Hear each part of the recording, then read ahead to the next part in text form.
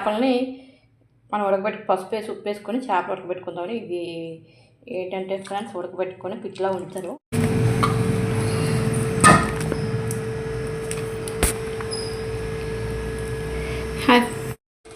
ఇలాగ మనం స్మాష్ చేసుకోవాలండి. ఉడకబెట్టేస్తే స్కిన్ వేసుకొని ఇలా ఒక్కొక్కటి ఇలా పిసికేస్తే అది ఆటోమేటిక్గా అయిపోద్దండి, పిండిలాగా అయిపోద్ది. ఇంకా ముళ్ళు ఎన్ని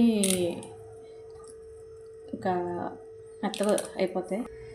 అంతే ఫ్రెండ్స్, ఇలా తీసుకేసుకోవడమే. వేసుకొని మనం ఇంకా పోపు, తాలింపు, ఉల్లిపాయలు, పచ్చిమిర్చి, టమాటా అన్ని పెట్టి పచ్చిమిర్చి ఫ్రై చేసుకోవాలి.